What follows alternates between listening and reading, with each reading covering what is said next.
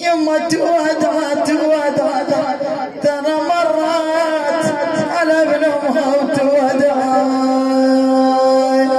خيا تودع مثل جمر سالت الدمع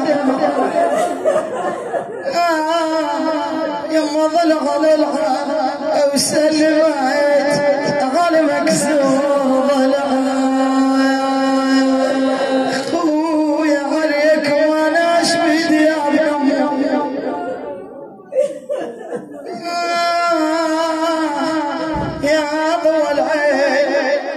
أنا ودعتك الله يا ضوى العين خويا العين عنك يا خويا اليوم عشيش والله وياك يا حسين ترى هذا الوداع وياك يا حسين يا مايلة الدنيا ويا زينب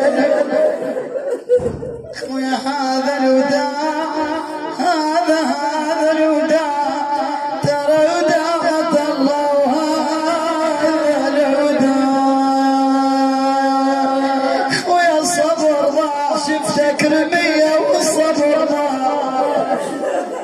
يما على القاع خويا وخليتك موثر على القاع تموت ولحقهم يا روحي صعبة على الأخ يرحل الأخ والنوب قدام عينها زينب مو بس أخ جملة إخوان وين الحنين وين الزين وين السبع وين العدة مروة وين العدة كل صفات الحلوة ترى قليل نلقى صفات عند إخوتنا هيك مع اللهم نريدهم سالمين بس سالمين لكن هيك مواصفات لا ما نلقى بس إخوة زينب ماكو أخو يشبههم فصعبة صعب قل أخويا أنا ماشي غصبا علي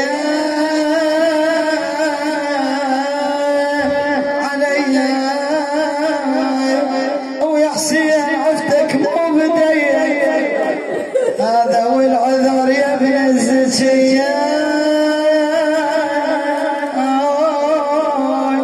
أنا وداعة الله يا غريب الغاضرية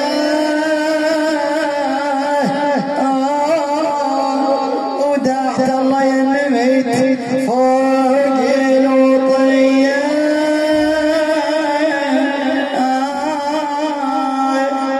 يقول لما مروا بالنساء على أرض المعركة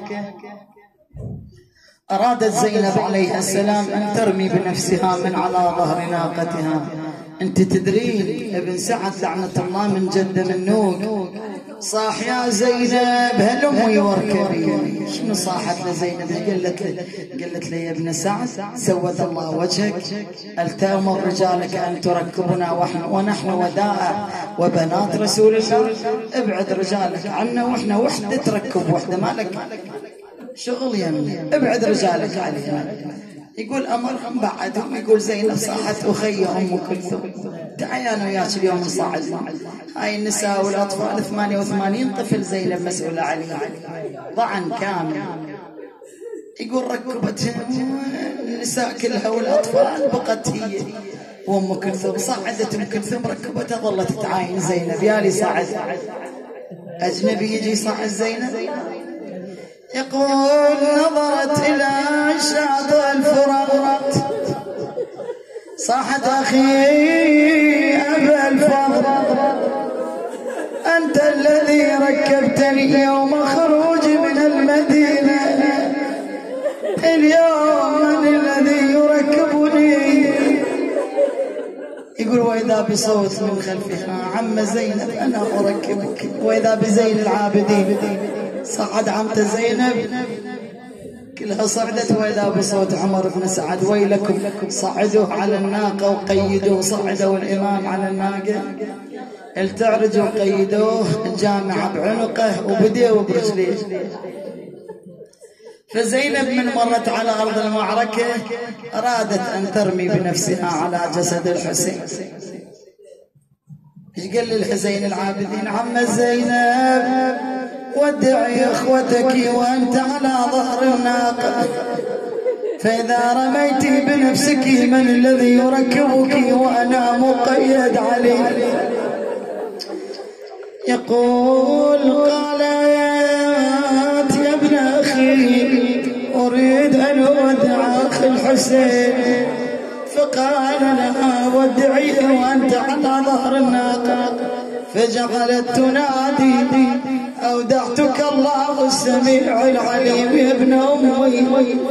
اخي لقد جاءونا بالنياط مهزوله لا موطأ ولا مرحوله، والله لو خيروني بين المقام عندك او الرحيل عنك لاخترت المقام عندك، ولو ان السباع تأكل لحمي، ولكن هذه نياق الرحيل تجاذبنا بالمسيس. وإذا بزينب طلبت من الحادي أن يمر بها على نهر العلقمي وين واقع أبو فاضل. أنا غير يا حادي مسير الضعن غير، أنا غيره ومرنا على المتروس غيره، أنا أريد أبو فاضل أريد أبو ضعن ما أريد غيره أخوي ورفجته حنت علي، أخوي ورفجته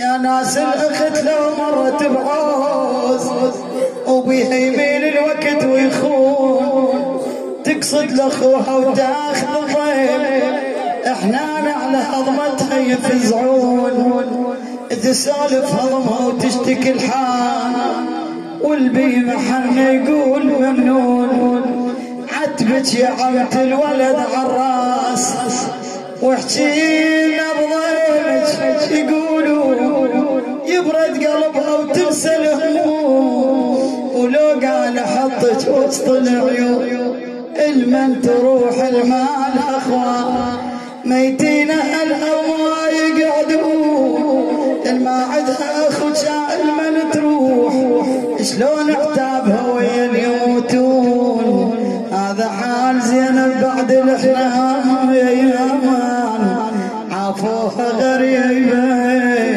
وناموا شلون يا مولاتي يا زينب. سلام الله على زينب وعلى اهل زينب وعلى اخوان زينب وعلى اولاد زينب، صلوا على محمد.